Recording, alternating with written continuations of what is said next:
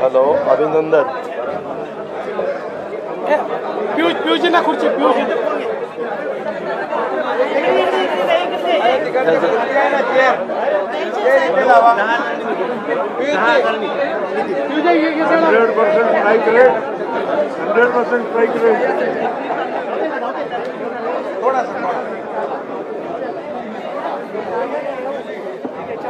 आणखी पंकजा ताईला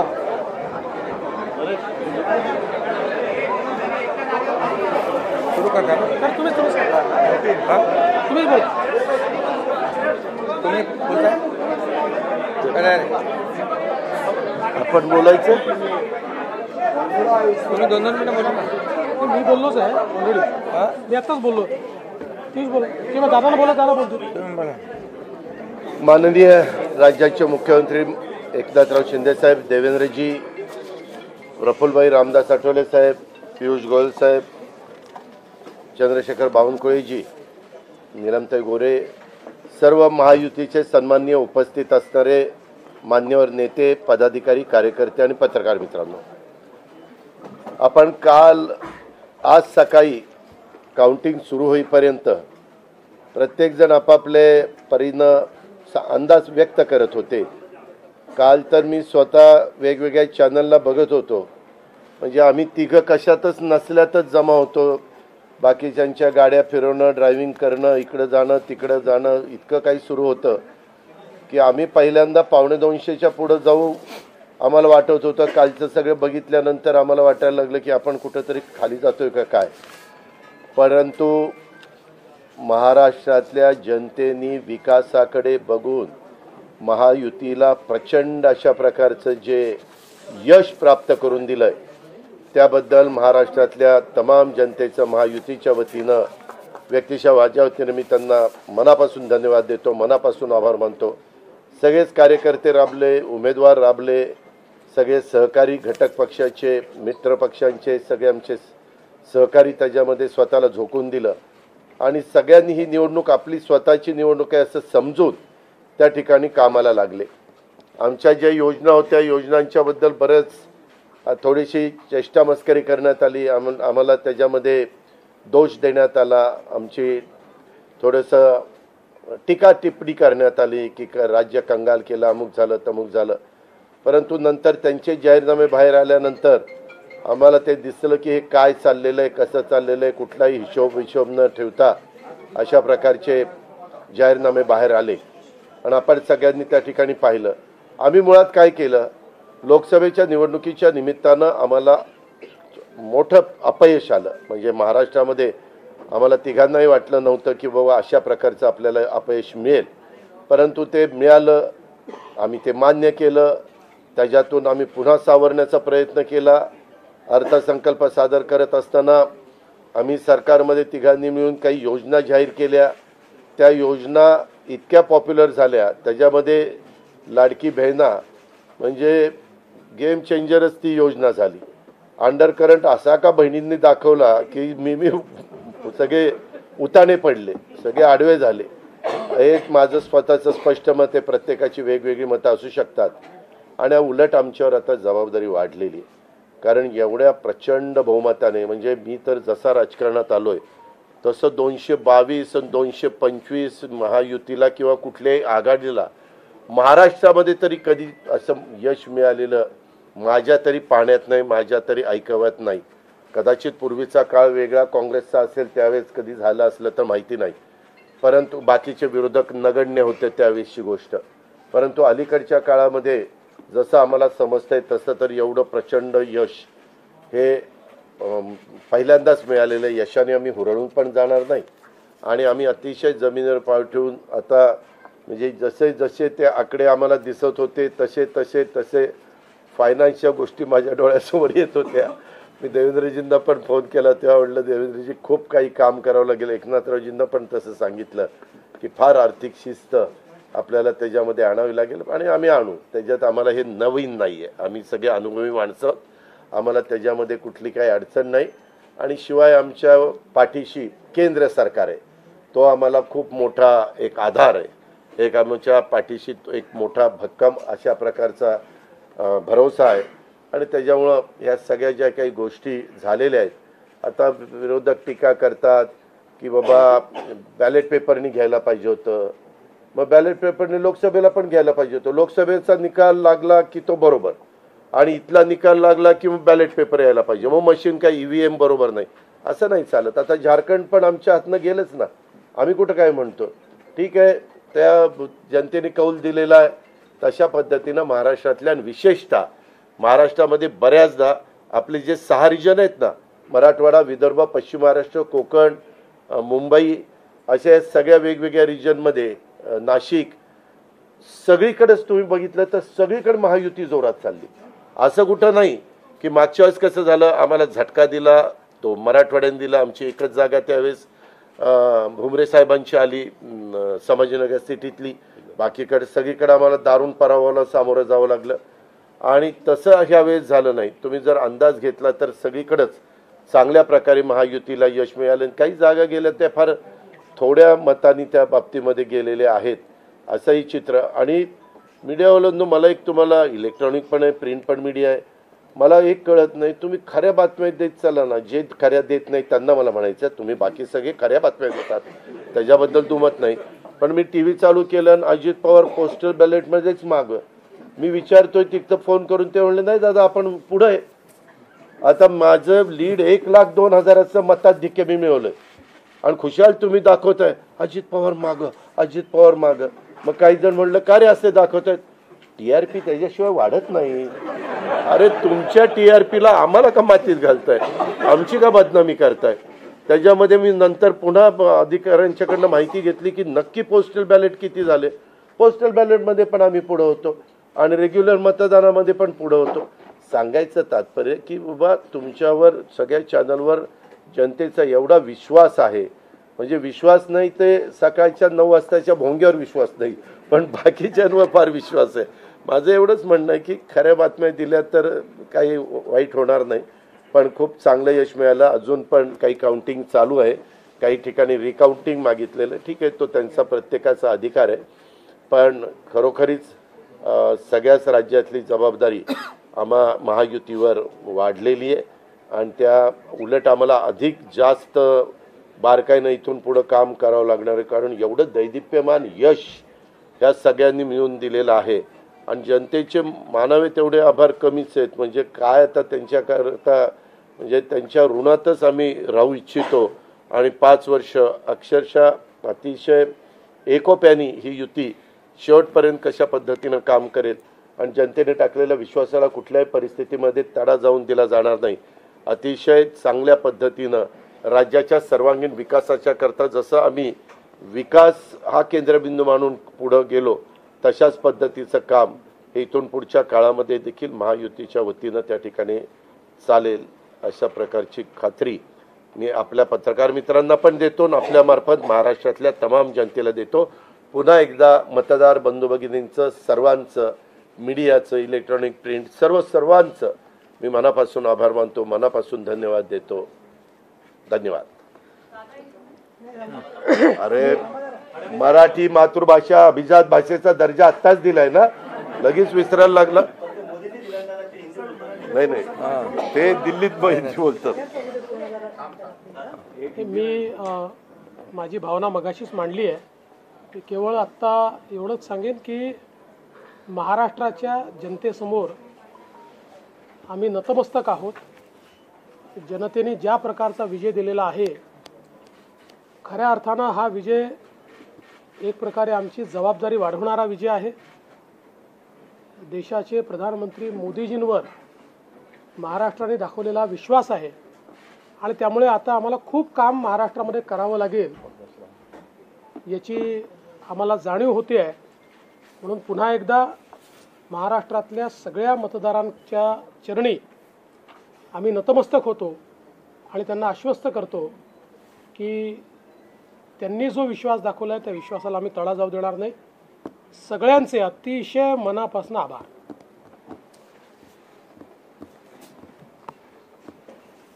खरं म्हणजे आजचा हा महाराष्ट्रातला ऐतिहासिक दिवस आहे आणि ऐतिहासिक विजय देखील आहे.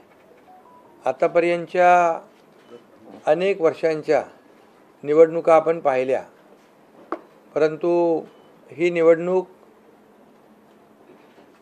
लोकांच्या हातात घेतली अशा प्रकारची निवडणूक होती. म्हणजे लँडस्लायडिंग जो काही विक्ट्री आपण म्हणतो ऐतिहासिक, म्हणजे याला काय शब्द वापरायचे मला कळत नाही, परंतु लोकांनी मतांचा प्रेमाचा वर्षाव महायुतीवर केला. कारण लाडकी बहीण असेल, लाडका भाऊ असेल, लाडका शेतकरी असेल, एकंदरीत सगळ्याच घटकातल्या लोकांनी यावेळेस महायुतीवर प्रेम दाखवलं आणि त्यामुळे मी सगळ्या मतदारांना मनापासून धन्यवाद देतो आणि त्यांना एवढ्या मोठ्या ऐतिहासिक विजयासाठी साष्टांग दंडवत घातला पाहिजे अशा प्रकारचं काम मतदारांनी केलेलं आहे. खरं म्हणजे गेल्या 2-2.25 वर्षामध्ये मी, देवेंद्रजी, अजितदादा, आम्ही जे काम केलं या राज्यामध्ये की शिवसेना, भाजपा, राष्ट्रवादी, RP, आमचे आठवले साहेब इकडे आहेत आणि आमचे इतर घटक मित्रपक्ष, आणि जे निर्णय आम्ही घेतले ते निर्णय आतापर्यंतच्या इतिहासामध्ये न भूतो न भविष्यते असे होते. म्हणजे एकीकडे विकास केला आम्ही, डेव्हलपमेंट, म्हणजे जे 2.5 वर्षात महाविकास आघाडी सरकारने जी काही कामं बंद पाडली होती, स्पीड ब्रेकर टाकले होते, सगळी कामं थांबवली होती. तुमच्या काळातली जी कामं, जसं महाविकास आघाडीचं सरकार 2019ला आलं त्यानंतर ती सगळी कामं बंद पाडली, त्याला स्टे दिले आणि ते स्टे आम्ही सगळे काढले आणि कामं सुरू झाली. मग अटल सेतू झाला, समृद्धी झाला, आपला कोस्टल झाला आणि मेट्रो झाली, कारशेड झालं आणि मोदी साहेबांच्या शुभ हस्ते त्याचं आम्ही उद्घाटनही करू शकलो. ज्याचं भूमिपूजन मोदी साहेबांनी केलं त्याचं उद्घाटन करण्याचे भाग्य आम्हाला मिळालं आणि त्यामुळे कामाला आम्ही प्राथमिकता दिली, विकासाला आम्ही प्राधान्य दिलं आणि आम्ही त्यामध्ये एकच डोळ्यासमोर ठेवलं की या राज्याचा सर्वांगीण विकास. आणि राज्याचा सर्वांगीण विकास करत असताना सर्व घटकांना आम्ही समोर ठेवलं आणि पाहिलं की जे 2.5 वर्षामध्ये जी कामं त्यांनी थांबवलेली आणि 2.5 वर्ष त्यांनी जे सगळं बंद पाडलं होतं ते किती वेगाने आम्ही सुरू करू शकलो याचं समाधान आणि आनंद आम्हाला आहे. कारण त्याचे तुम्ही ते फळं पाहत आहे. सगळी लोकांना आपण मेट्रो दिली, समृद्धी दिलं, अटल सेतू दिला, कोस्टल दिलं, लोक तो वापरू लागले. आणि त्याचबरोबर दुसरीकडे कल्याणकारी योजना आम्ही केल्या. कल्याणकारी योजनेमध्ये लाडकी बहीण, मुख्यमंत्री लाडकी बहीण योजना, त्यानंतर मग लाडका भाऊ केला आम्ही, युवा प्रशिक्षण योजना केली, 3 गॅस सिलेंडर दिले, त्यानंतर वयोश्री योजना केली, शेतकऱ्यांची आम्ही योजना केली, शेतकऱ्यांना वीज बिल माफ केलं, शेतकऱ्यांचं जे 7.5 HP 3-5-7.5 हां 3-5-7.5 आणि त्या पंपाचं वीज बिल माफ केलं. शेतकऱ्यांना आम्ही 2.5 वर्षामध्ये 2.25 वर्षामध्ये आतापर्यंतच्या इतिहासामध्ये जेवढा मोबदला दिला नव्हता 15,000 कोटी रुपये तो दिला. त्यांच्या योजनांसाठी 45,000 कोटी रुपये. म्हणजे एकंदरीत कल्याणकारी, मी डिटेलमध्ये जात नाही त्याच्यामध्ये, पण एकीकडे विकास आणि दुसरीकडे कल्याणकारी योजना याची आम्ही सांगड घालण्याचा प्रयत्न केला. आणि नेमकं यामध्ये आमचा उद्देश एवढाच होता की या राज्याला पुढे न्यायचं, या राज्याचा सर्वांगीण विकास करायचा, या राज्यातल्या प्रत्येक घटकाला काही ना काही राज्य सरकारच्या माध्यमातून आधार मिळाला पाहिजे. आणि मग आम्ही सर्वसामान्यांचं सरकार म्हणायचो. मग सर्वसामान्यांचं सरकार म्हणताना सर्वसामान्याला काय मिळालं याचा विचार आम्ही केला आणि मला अभिमानाने या ठिकाणी सांगायचं आहे की मोदी साहेबांनी, केंद्र सरकारने देखील आमच्या पाठीमागे उभे राहिले ताकदीने, की जे आमचे प्रस्ताव जे आहेत ते त्यांनी मान्य केले आणि मोठ्या प्रमाणावर गेल्या 10 वर्षामध्ये जे केंद्राने देखील या राज्याला 10 वर्ष तर जाऊ द्या, पण 2-2.5 वर्षामध्ये देखील आम्हाला लाखो कोटी रुपयांचं सहकार्य केलं. त्यामुळे एक डबल इंजिनचं सरकार देखील या राज्यामध्ये, वेगवान सरकार, गतिमान सरकार, निर्णय घ्यायला धडाधड निर्णय घेतले आम्ही. त्यामुळे 2.5 वर्षात सिंचन प्रकल्प 4 त्यांनी केले महाविकास आघाडीने, आम्ही होतो तिकडे. आणि आता आमच्या वेळेस सुप्रमा 124 सुप्रमा दिल्या. म्हणजे एक फक्त उदाहरण की अशा प्रकारचं काम आम्ही केल्यामुळे या राज्यातल्या जनतेने, सर्वसामान्य माणूस आम्ही केंद्रबिंदू मानला. म्हणजे त्याच्यामध्ये महिला आहेत, गरीब आहे, युवक आहे, शेतकरी आहे, यांना आम्ही केंद्रबिंदू मानून काम केलं आणि त्यांच्यासाठी आम्ही योजना केल्या. काय आमच्यावर आरोपही झाले, एका रेवड्या बाटण्या काय काय काय म्हणजे तुम्ही हे वाटप सुरू केलं आहे, बहिणींना विकत घेताय का, काही लाच देताय का, या सगळ्या गोष्टीला आम्ही सामोरे गेलो. कोर्टामध्ये काही लोक गेले ही योजना बंद करण्यासाठी. आणि म्हणून लाडकी बहीण योजना जी आहे, त्याचबरोबर शासन आपल्या दारी, आम्ही याच्यापूर्वी शासन आपल्या दारी आम्ही केलं. डायरेक्ट तेव्हाही योजना होत्या, पूर्वी लाभही होते, सगळं होतं, परंतु लोक कंटाळून ते योजनांचा लाभ घेण्यापासून वंचित राहत होते. आम्ही 5 कोटी लोकांना त्याचा लाभ दिला, शासन आपल्या दारी. आणि आपल्या लाडकी बहीण योजना, यामुळे एकंदरीत लोकांनी विश्वास ठेवला की हे देणारं सरकार आहे, हे फक्त बोलणारं सरकार नाही आहे. आणि म्हणून देणारं सरकार आहे याच्यावर विश्वास ठेवला आणि कल्याणकारी योजना ज्या केल्या आम्ही फक्त बोललो नाही, तर 5 इन्स्टॉलमेंट लाडक्या बहिणींच्या खात्यात टाकले सुद्धा. आणि आम्ही तर आम्हाला माहीत होतं हे विरोधक सावत्र भाऊ आमच्या या नोव्हेंबरच्या पैशामध्ये अडकाटी आणतील, म्हणून आम्ही ऑक्टोबरमध्येच आचारसंहिता लागायच्या अगोदर नोव्हेंबरचे पण पैसे दिले. कारण शेवटी आम्ही देण्याची नियत आमची आहे, नियत साफ आहे. कारण आम्ही फक्त कागदावर योजना ठेवायच्यासाठी केलं नाही. आणि त्यामुळे एकंदरीत या राज्यामध्ये सर्वसामान्यांचं सरकार सर्वसामान्यांसाठी काहीतरी करतंय ही भावना प्रत्येकाच्या मनामध्ये निर्माण झाली. आणि आम्ही म्हणालो कॉमन मॅन. आता कॉमन मॅनने आम्ही ठरवलं की त्यांच्या जीवनामध्ये काही बदल घडवून, चांगले दिवस आणून त्याला सुपरमॅन करायचं. पण त्यांनी आम्हाला या निवडणुकीत सुपरमॅनसारखं काम करून दाखवलं आणि एवढं भरभरून त्यांनी आशीर्वाद दिले की लोकांनी एवढंच आहे की यामध्ये बऱ्याचशा गोष्टी स्पष्ट झाल्या. लोकांनी कल्याणाचं आणि विकासाचं राजकारण स्वीकारलं. लोकांनी सुडाचं, आरोपाचं, द्वेषाचं राजकारण झिडकारलं. आणि म्हणून 2 निवडणुका ज्या लोकसभेमध्ये पण आणि लोकसभेत फेक नरेटिव्ह वगैरे सगळं केलं, काय काय केलं, संविधान बदलणार वगैरे, सगळ्या जातीमध्ये भीती निर्माण केली, प्रत्येकाला घाबरवलं. तरीसुद्धा एवढं होऊन पण प्रधानमंत्रीपदी मोदी साहेबच बसले. आता ते म्हणाले जनतेच्या दरबारात जाऊ, आम्ही जनतेच्या दरबारात जाऊ. लोकसभेच्या वेळेस पण गेले, पण शेवटी एवढं करून, एवढं सगळं खोटं नाटं सांगून, लोकांना घाबरवून पण प्रधानमंत्रीपदी शेवटी मोदी साहेब बसले.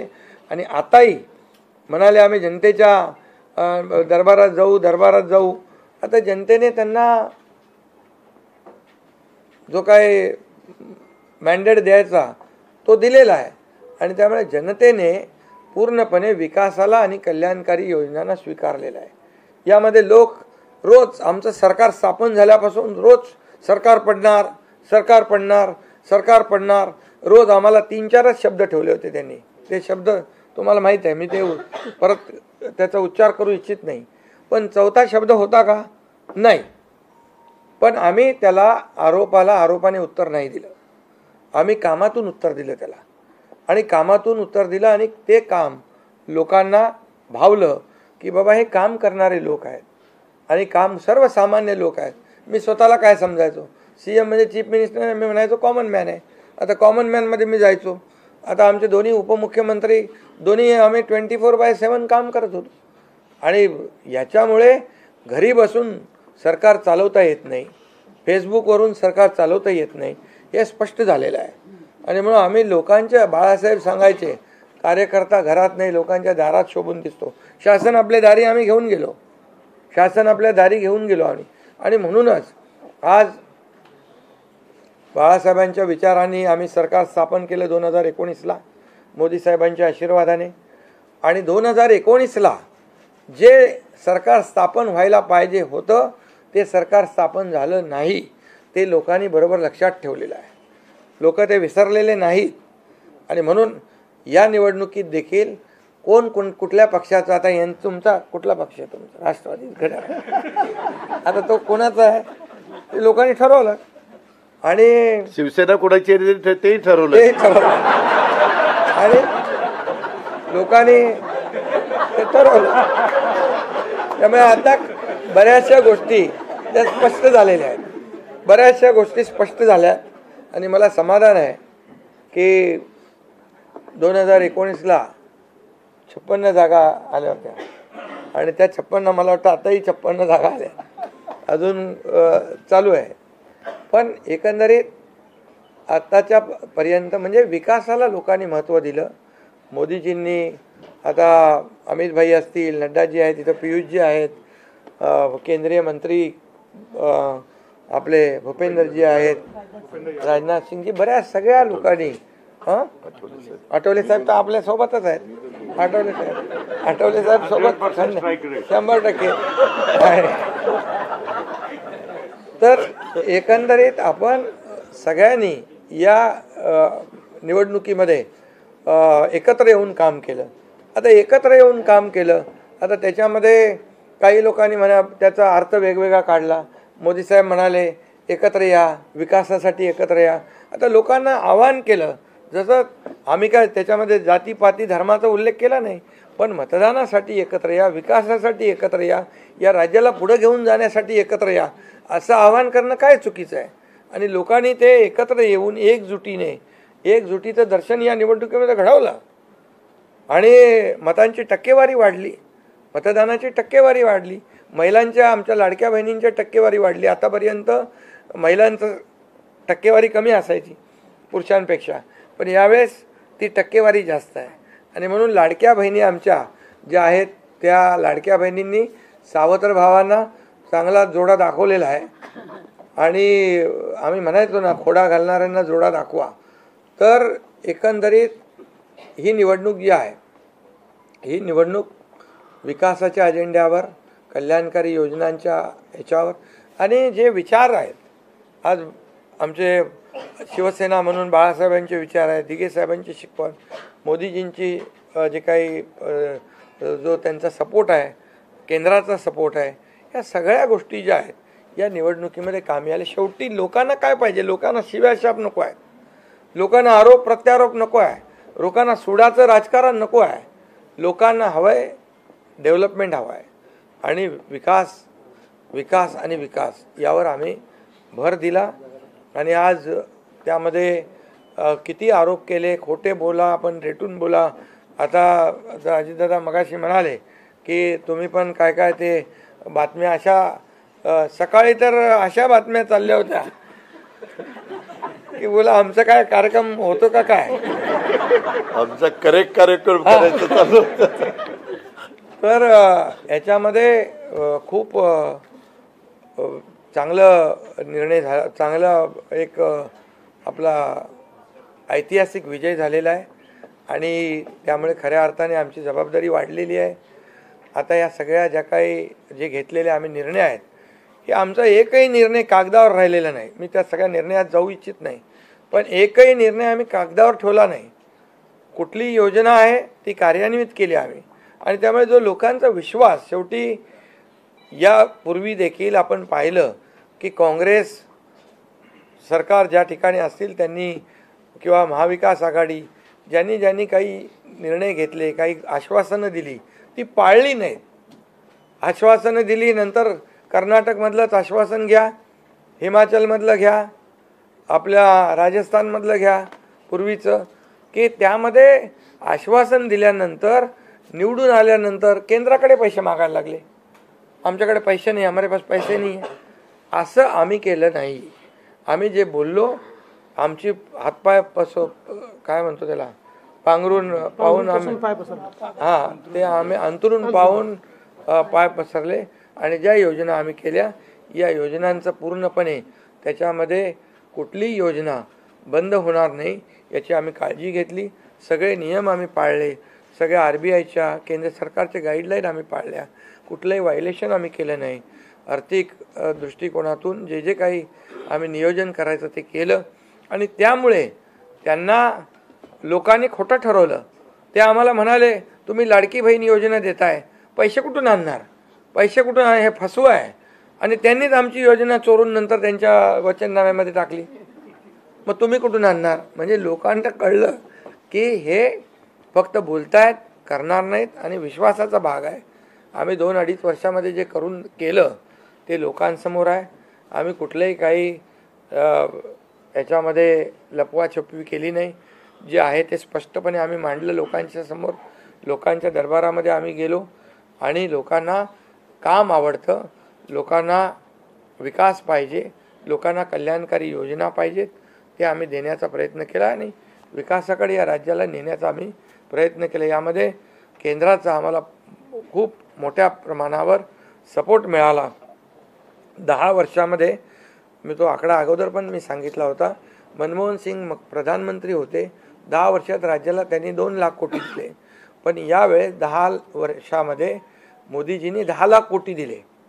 हे आत्ताचं नवीन उदाहरण तर 76,000 कोटी वाढवण बंदर आहे, दिघी बंदर आहे. अशी म्हणजे डेव्हलपमेंटसाठी जे आहे, मग ते एअर कनेक्टिव्हिटी असेल, water connectivity, rail connectivity, road connectivity असेल, अनेक प्रकल्पांना जे काही पाण्याची योजना असतील आमच्या, त्या सगळ्याला खूप मोठ्या प्रमाणावर सपोर्ट केला. आणि त्यामुळे आम्ही या राज्याला विकासाकडे घेऊन जाऊ शकलो आणि लोकांना कल्याणकारी योजना आम्ही देऊ शकलो. आणि लोकांना आम्ही याच्यामध्ये मतं नाही, आम्ही लोकांची मनं जिंकलेली आहेत. आज लोकांना शेवटी काय, विश्वास महत्त्वाचा आहे. विश्वासावर सगळ्या गोष्टी चालतात. तुम्ही काही सांगा आणि नंतर त्या हात वरती करा, अशा प्रकारचं काम आमच्याकडून झालं नाही. आणि त्यामुळे आम्ही काम करणारे लोक आहोत, कार्यकर्ते आहोत. आणि म्हणून आम्ही 24/7 काम केलं. जेव्हा जेव्हा शेतकरी अडचणीत आला तेव्हा तेव्हा त्याच्या मागे आम्ही उभं राहिलो, त्याला वाऱ्यावर आम्ही सोडलं नाही. आणि त्यामुळे जो सर्वसामान्य घटक जेव्हा जेव्हा अडचणीत आला त्याच्या मागे आम्ही उभं राहण्याचं काम केलं. त्यामुळे एक प्रकारचं हे सरकार जे आहे, एक पाठीराखा सरकार, एक सरकार जे आहे हे सर्वसामान्याला न्याय देणारं सरकार आहे. जनतेच्या पाठीमागे ताकदीने उभं राहणारं सरकार आहे. जसं आमच्या मागे केंद्र सरकार ताकदीने उभं राहिलं, तसं आम्ही जनतेच्या मागे उभे राहिलो. आणि म्हणूनच आम्हाला हा असा प्रचंड दैदिप्यमान हा विजय मिळालेला आहे. आणि आम्ही या विजयाचं श्रेय जे आहे आमच्या मतदारांना देतो, जनतेला देतो. जे आमचे महायुतीचे सर्व कार्यकर्ते आहेत त्यांनी मेहनत घेतली आहे त्या सगळ्यांना देतो. आणि म्हणूनच यापुढे जे काही काम आहे या जनतेच्या हितासाठी करणं एवढंच आमची जबाबदारी आहे. त्यामुळे पुन्हा एकदा मी आपल्या सगळ्या पत्रकारांना मनापासून धन्यवाद देतो, आपलेही आभार मानतो.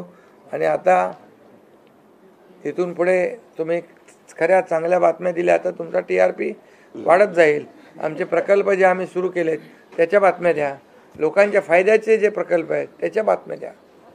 वाचाळवीरांच्या बातम्या देऊ नका. देवेंद्र जी, एक सवाल ये है कि महाराष्ट्र में पिछले कुछ समय से जाति में लगातार एक दंगा फैलाने की कोशिश हो रही थी. क्या स्थिर सरकार को लेकर की मैंडेट है क्या? दूसरा, वोट जिहाद शब्द आपने इस्तेमाल किया था, इस बार भी ऐसी कोशिश कई जगहों पर हुई थी, उसको कैसा जवाब? मुझे ऐसा लगता है कि प्रधानमंत्री जी ने एक जो नारा दिया था, एक है तो सेफ है, सब समाज को साथ में लाने वाली जो बात प्रधानमंत्री जी ने कही थी, महाराष्ट्र के लोगों ने उसको रिस्पॉन्ड किया है. और महाराष्ट्र के सभी समाजों ने एक साथ मिलकर एक बड़ा मैंडेट हमको दिया है. मुझे लगता है कि आज निश्चित रूप से जो लोग तुष्टीकरण की राजनीति करना चाहते थे, जो डिविजिव पॉलिटिक्स करना चाहते थे, उनको करारा जवाब जनता ने ही दिया है. और प्रधानमंत्री जी की बात को लोगों ने यहाँ पर एक्सेप्ट किया. आप दोनों से ये सवाल है,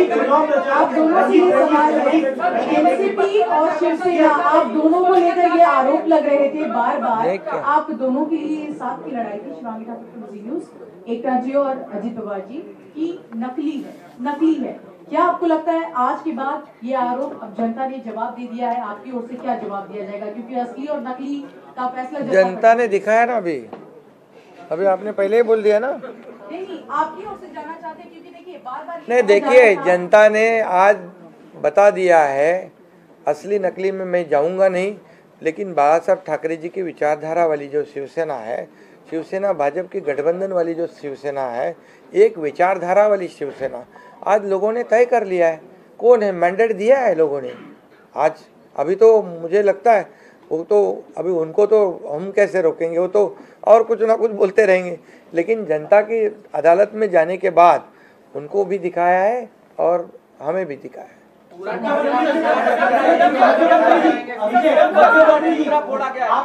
ईवीएम का देखो, अभी झारखंड में ईवीएम अच्छा है क्या? झारखंड में, कर्नाटक में ईवीएम अच्छा था।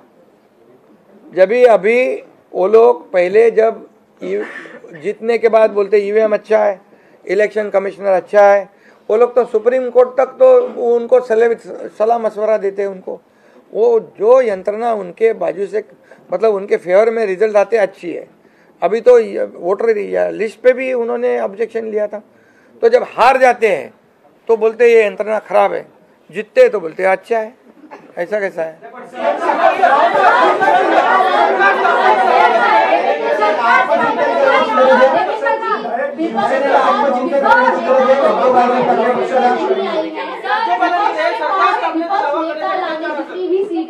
तो यही तो देखिए, यही तो मैं बता रहा हूँ कि जनता ने पूरी तरह, मैंने पहले भी कहा था कि पूरी तरह थंपिंग मेजोरिटी मिलेगी। ये पूरा लैंडस्लाइड विक्ट्री है ये पूरी तरह। अभी ये जनता ने भरपूर दिया है। अभी उनको उनकी जगह दिखाई है।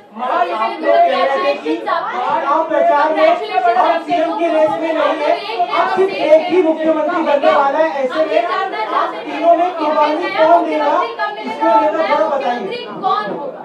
अरे भैया, अभी हम लोग, अभी तो आंकड़े भी आने के अभी चालू है ना, काउंटिंग चालू है। अभी होने के बाद हमारी तीनों पार्टियां बैठेगी।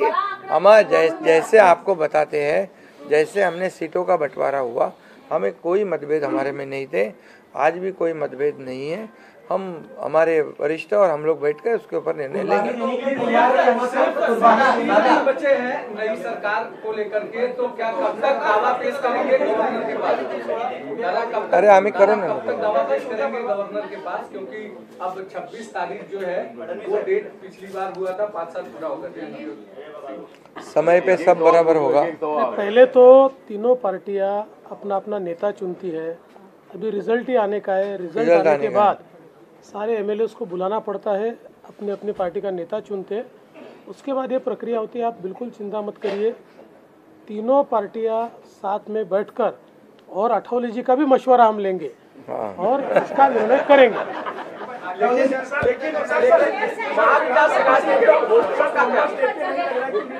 महाविकास अघाड़ी ने दादा होटल बुक किए थे कि वहाँ पर एमएलएस को रखा जाएगा, तो ये जनता ने तय किया है ना। पर एक कमेंट जनता ने इतना भरोसा दिखाया है, अभी हमारी जिम्मेदारी बढ़ गई है। हाँ, तो फिर वही तो पब्लिक, जनता ने दिखा दिया है, जनता ने पूरा विश्वास दिखाया, तो हम पूरे विश्वास के साथ अभी काम करेंगे। सीएम साहब 3 होटल महाविकास अघाड़ी ने बुक किए थे, कल से 3 होटल महाविकास अघाड़ी ने बुक किए थे और कल रात में 3 बार मीटिंग हुई कि यहाँ पर हमने एक भी मीटिंग नहीं करी थी, हम लोग शांत बैठे थे। हमने मीटिंग भी नहीं करी थी और होटल भी बुक नहीं किया था, क्योंकि हमें मालूम था थंपिंग मेजोरिटी मिलने वाली है, इसलिए होटल बुक करें और उनके आवश्यकता पड़े तो उनके होटल हम मांग लेंगे, उनकी बुकिंग हम ले लेंगे।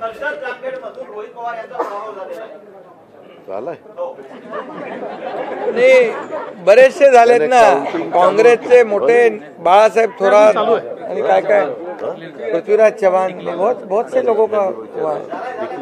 निकाल लागलेला आहे तरी पण संजय राऊतांचं असं म्हणणं आहे का काहीतरी गडबड आहे लोकांच्या मनातला विचार नाहीये बॅलेटवर निवडणुका घ्यायला संजय राऊतची बडबड आहे त्याच्यामध्ये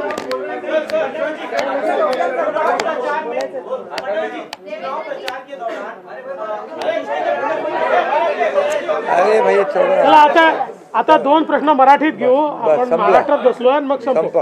दोन प्रश्न मराठी.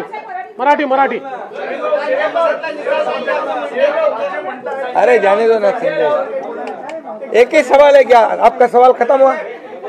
सवाल खत्म? असं म्हणताय की बॅलेट पेपरवर निवडणुका घ्या, ईव्हीएमचा निर्णय माहीत नाही. पुन्हा एकदा तुम्हाला विचारतो, संजय राऊत कोण? EVM चा निर्णय मान्य आहे.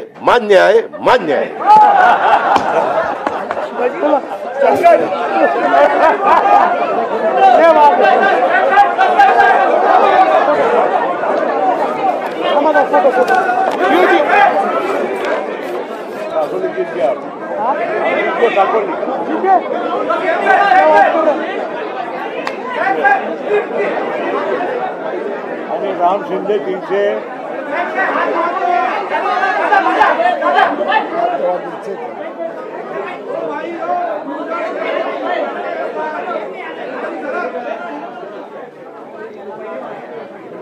थँक्यू.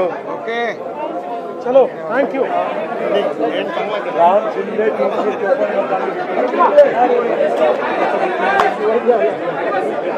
मतांनी